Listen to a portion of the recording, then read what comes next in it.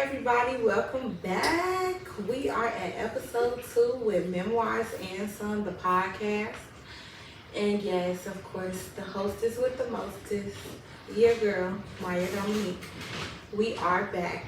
So today we are gonna get a little deep. It's gonna be a little serious, but it's gonna be good. Like, it's not gonna be school serious, but just more on a serious tip to kind of give some guidance and give some clarity on why I stand on some of the morals I stand on, how I feel the way I feel, why I do some of the things I do. But why am I me? What made me? Of course I gave y'all like a synopsis of my life last week with just who is Myia Dominique. But this goes into a particular chapter in my life. I was 15 and pregnant, and it was hard. I didn't know emotionally what I was going to do, how I was going to do anything physically, financially. A lot of factors played into me being pregnant at such a young age, and especially with no job, still in high school, and my child's father not really being that much more established than what I was. So that was a challenge in itself. But before we get into the deeper part of that, I do want to go over our card. So each week we go over a card from the end. And this week, the question is, what are my 3 biggest mistakes from this situation, and what did I learn from them? So, of course, you make mistakes along the way, but I will answer what those mistakes are at the end of the episode. So, I'll take you all back. I was 15 and pregnant. I found out I was pregnant at Hartgrove Hospital. So, Hartgrove Hospital is a mental health hospital or a behavioral hospital for people who tend to need additional support, whether it's mental health, whether it's just counseling, whether it's mentorship. They decide where you fit in that caliber after they do an intake process. So during the intake, your opinion as the child really doesn't matter. So I was 15 and I was still a minor. So what I said did not matter to them one way or another. My mom could go in there and tell them pretty much whatever she wanted to, and as the legal guardian of me and being the adult making the adult decision, she was able to say, okay, yes, she needs to be here, she's harmed herself and others. Well, I was not doing anything to anyone, harming anyone. I was running away from home because I was being harmed. So that was the challenge. And as a child, you don't understand how deep abuse goes until you get older, or until it's explained to you, for that matter. So I was running away from home for a reason. It wasn't like I was running away because I was getting everything I wanted, or because life was just peachy cream. I was running away because there were some challenges there, and I needed help. I had a cry for help, and nobody was coming to that cry. So, needless to say, I found out I was pregnant at the behavioral hospital, Hartgrove. And when I did find out I was pregnant, I was already 12 weeks. So I didn't really have a whole lot of time to make a decision. There's a cutoff time as to when you can get an abortion. And I was close to that cutoff time. So me being 15, no job, still in high school, kind of staying with my mama, don't really know what my baby's father really can do. I know what he can tell me, but he don't have a job either. He's still in high school. So it was a hard decision to make. But I was very strong on not getting an abortion. I was a reader. I read a lot. I had always been into women and children since I was a child. I used to play with dolls and be anything I wanted to be to a woman and child. If that was a nurse, if that was a doctor, if it was a teacher.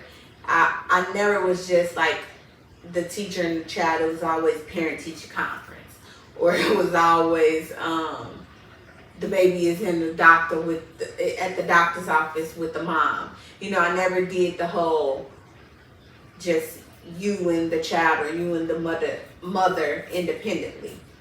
So for whatever reason, that's how I played as a kid. I was very intellectual, and that's how I was. So I was a reader in high school. I read a lot. I did a lot of research and things that I wanted to know. I wasn't afraid to look up something. You know, I wasn't afraid to say, oh, okay, I don't know nothing about that. Cool. Let me go Google this or Wikipedia this, before Wikipedia was uncredible. So at any rate, I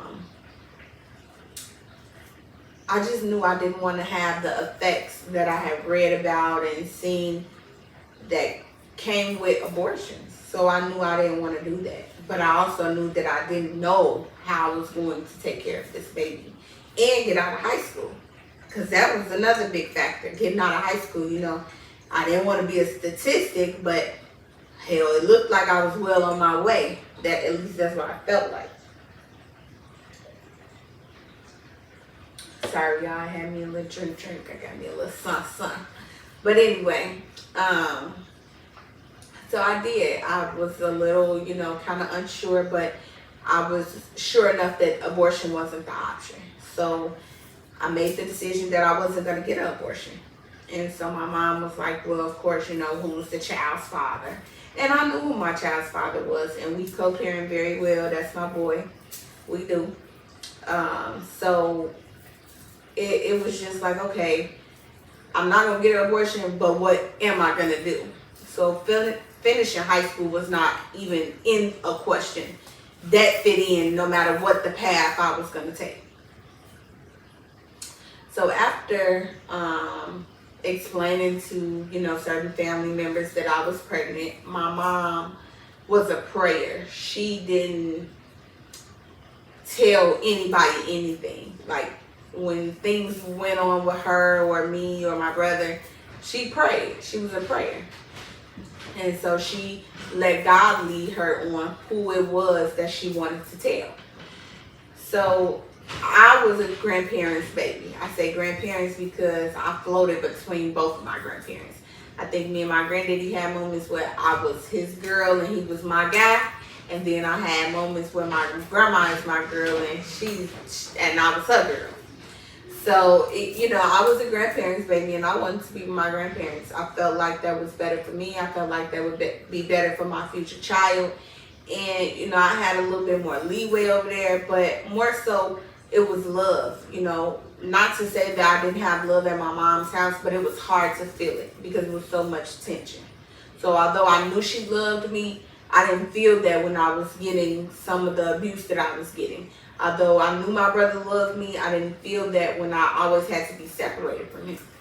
You know, or she would try to get us to do things separately. Because we were siblings, we did a lot of things together. But, you know, when we had to separate, it was hard for us. You know, so he went to different schools some of the times from me. So I was at school sometimes by myself and he was too. So with that, I wanted to be with my grandparents because I knew it was consistent love across the board. And so I did. I moved over there with my grandparents and I went to school my junior year. Now I was a junior at Notre Dame High School for Girls, and I had a scholarship to go there. So I was a pretty smart cookie. I will say that. I had a scholarship to go there. And it was a Catholic high school. So because it was Catholic, there were a lot of things that a regular public school would just be like, oh, okay, whatever. And me being pregnant was one of them. Had I been pregnant probably at Crane or anything like that, it probably wouldn't have been a big deal. Expulsion would have never even been on the board. But because I was at a Catholic high school, it was something that was a question. So they decided to allow me to come for a little while until they went before the board and the archdiocese to see if this was something that they could do, because this was not something that happened often. By it being a Catholic high school, it's honestly against their religion to be pregnant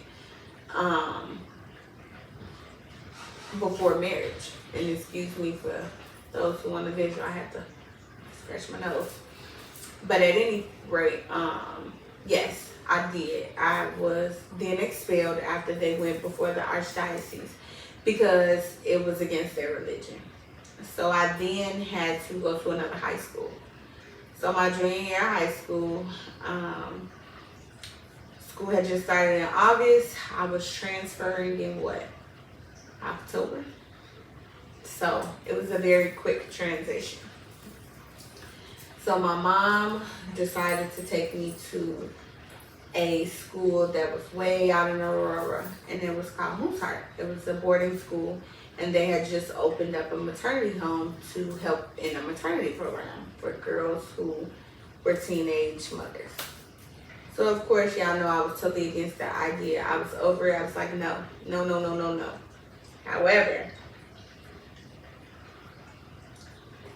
in a black household, your no means nothing. So because my no meant nothing, my ass was there. So yes, I ended up going there, and I hated it at first. I was like, oh no, these bitches getting on my nerve, da da da da da.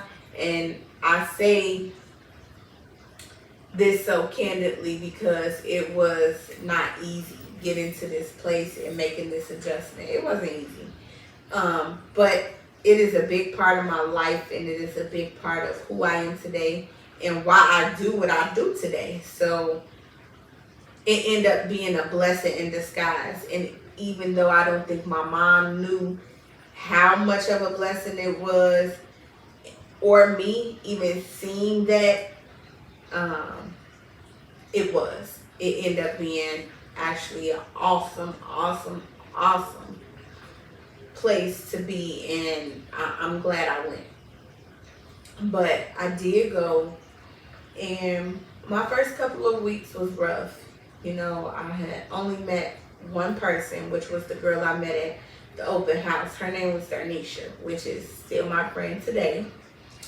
And it was hard. You know, I made an adjustment because I was free to kind of do what I wanted to do more so at home, and now I was in this place where everything that you pretty much needed was either on that campus, or if it wasn't on that campus, you had to drive to it. The campus was so far away out in the open that you couldn't, where were you gonna go? So we just was like, okay, well, this is what life is. So me and my son's dad were not together anymore. So it was kind of a hard transition from that too, because I felt a little betrayed. Like, you got me pregnant, even though intentionally it wasn't something I don't think he was trying to do. But we were young, we was curious and doing stuff we weren't supposed to be doing. And I wish somebody would have gave me more knowledge on sex, because I didn't know. You know, I was just told what he knew, and he only knew what he was told. So imagine if he's 16, I'm 15, and the person telling him about sex is 18. We all three kids with different just kid-ass experiences about sex. Kitty-ass, like, just nothing. So the blind leading the blind leading the blinder. We was all blind. So at any rate, after that, you know, I just said, okay, well, we're not together no more, but we do have this kid, and neither one of us knew what we were gonna do. So I was at Moose Heart, you know, just continuing getting my education, and I was doing good. Like, academically, I had no issues. Behavior-wise, I was irritated with everybody, and I already had an attitude. I was already feeling myself, and then when you add pregnant in the mix, it ain't easy, y'all. I promise, it's not. You 15, you don't know what you're gonna do. Like, you finna have this kid, and then, I have issues with my mom because we don't get along. I had a lot of emotions going on, and I had nobody to talk to. I felt so alone. I felt so depressed. At 15, I didn't know I was depressed because I didn't know the severity and how deep depression went and what it was even to be identified as. But being an adult now and having mental health as a specialty under my belt, as well as maternity and pediatrics, I was depressed. I had a lot of emotions going on. I felt neglected. At this time, I needed somebody. I needed somebody to tell me it was okay. And because my mom, sorry y'all, there's a little fly in here, but because my mom was my primary caretaker and my guardian, what she said went. So my cry for help, I came from being at home and being abused and then going to school, away at school with nobody, no brother, no mom, no dad, no friends. I don't know these people. I'm pregnant. Why do I want to get new friends?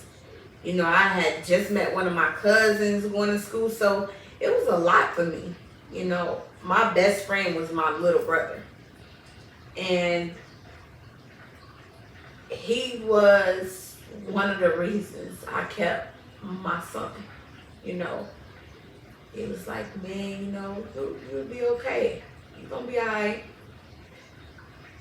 And to come from moving around so much in life and then to be sent away, it was hard. I just remember feeling like, life can't be this bad. I'm only 15. And so as time went on, and me being pregnant, it wasn't a time where I didn't feel like, man, I wanted to go home. But I also knew that staying in that funk wasn't going to get me anywhere.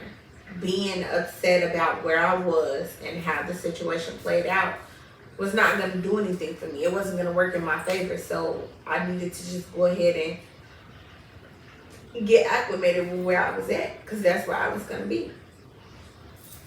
So I did. I got acclimated with where I was going to be. And things started to transition and get better for me. So there was one particular lady who, she was a mentor, and she was super, super, super nice to me.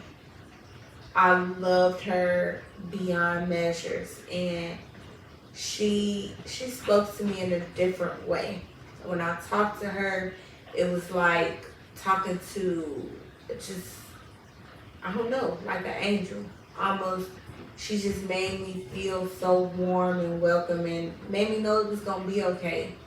And she came and saw me every week. She was my mentor, and she did everything for me at that point. Any concern I had, anything I needed, baby clothes, doula classes, anything, she ensured that I went ahead and got it. And so for that, today, I love her. Love her, love her, love her. So furthermore, after having now some support, things got easier. I started to develop friends. And, having friends when you pregnant is not easy, because they give everybody the side eye. So it's one thing when you have a belly and they give you the side eye. Okay. But then your friends start getting the side eye. So I have two friends who are still my buddies to today. Two of my best friends. We are like family. They're my high school best friends. And when I say they gave me hope and pushed me to get through high school and I was going to do this thing, they were it. I don't know what they was giving them up there at Moose Heart, but whatever it was, they was giving it to me, and it was positive. It was positive, whatever energy, whatever, it was positive. So, Yukanja and Darnisha are my girls, and we were all in some classes together, and then some classes we weren't. So with that being said, sometimes it was easy for us to be like, okay, girl, da da da da. And then sometimes it was hard. But there was a particular time that I think they both remember, and I'm pretty sure it's gonna be funny if anybody else from my math class can remember this. We had a test. I was about 36 weeks pregnant. So I was close to delivery. I was not dilated yet. So, it was really no concern. I wasn't real huge. I had only gained maybe 14 pounds through the whole pregnancy. So I didn't gain a whole lot. And we had a math test. And the math test was on algebra. And anybody that know me know I'm a math whiz. I love money.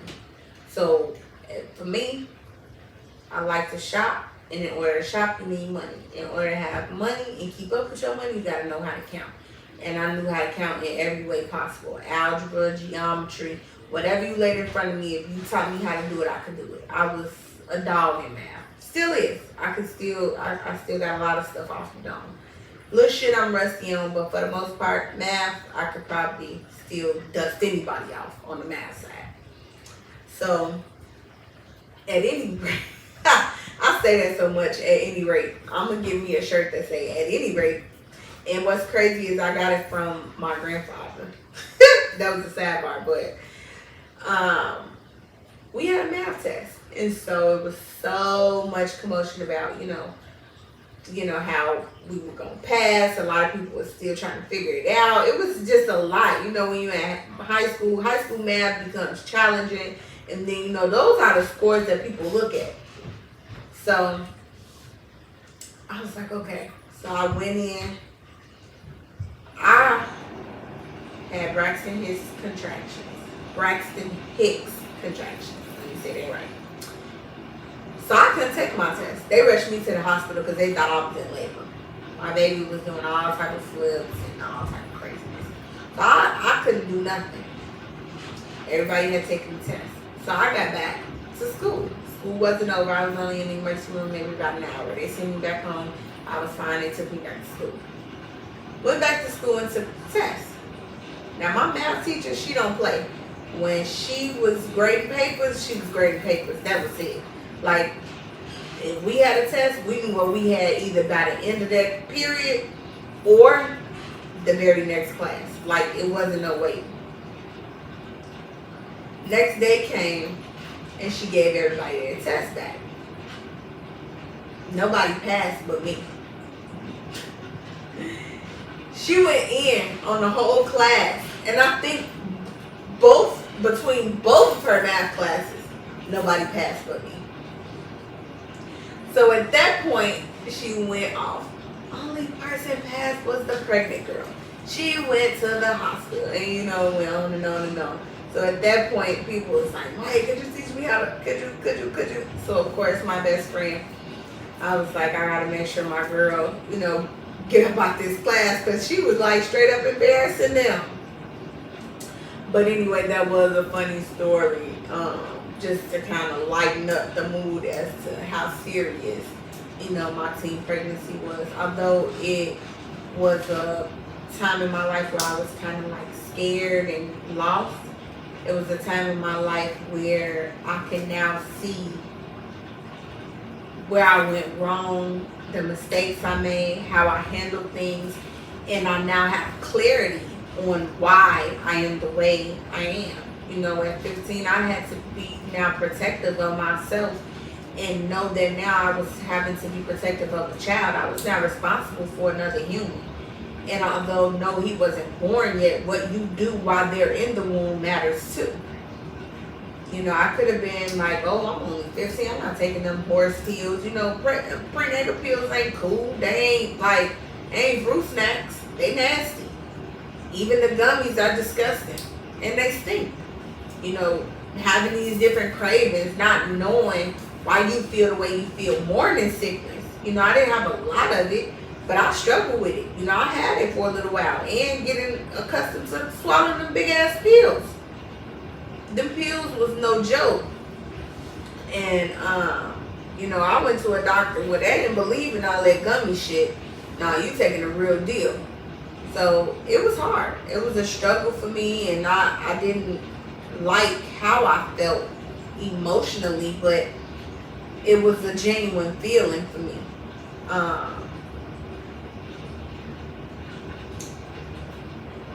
I struggled with how I was gonna, continue to date.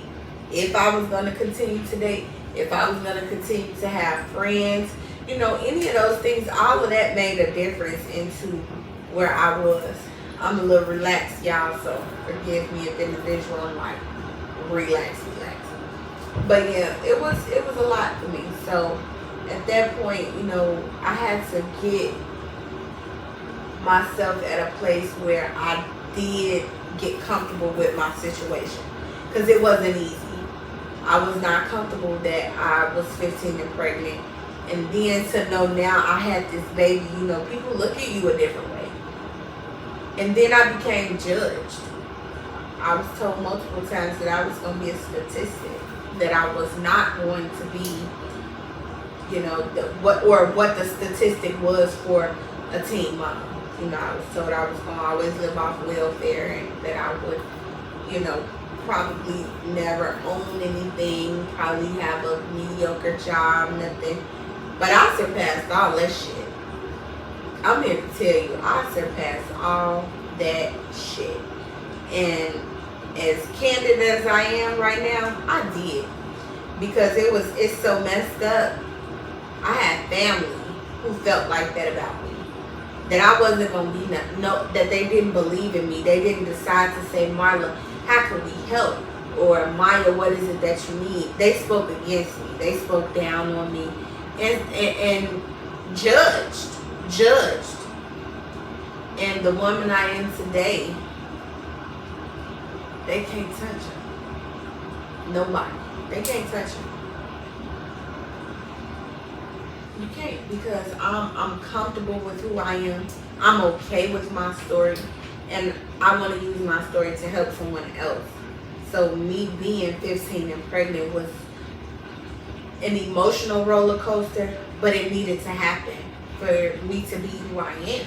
It needed to happen, and I'm okay with that. So with that being said, guys, I'm going to remind everybody the question: what are my 3 biggest mistakes in this situation, and what did I learn from them? Being 15 and pregnant, the 3 biggest mistakes, I think, number 1 was listening to other people. Number 2, allowing what other people thought of me affect me. And number 3, not being able to acknowledge when I wasn't protecting my peace.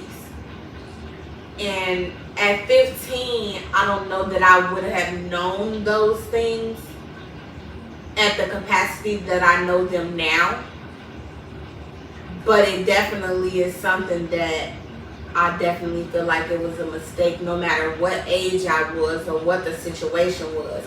Being 15 and pregnant and knowing the effects of stress and how they affect the mother and the baby, I should have protected my peace a lot more. I let a lot of things rattle me that I shouldn't have. And that goes along with allowing what people thought of me affect me. I did. And that had me in an emotional place for a long time, And at 15, like I said, there is no way that I could have known these things at that capacity. But even being around people who instilled in me that it was okay. Not being around people who were judging me, who didn't mean me well, who didn't wish me well, who, hell, even if you didn't agree with the situation or like the situation, prayed and said, what, God, whatever your will is for her life, let it be done. And then stepped away from it. You didn't have to speak against it or for it. You didn't have to speak on it at all. But I had people who did that. So that in itself was one thing that I definitely. And then acknowledging that my story is my story. Who I was who I was, and it was just me. You either could take it or leave it, and that goes back to what I said, being surrounded by those people.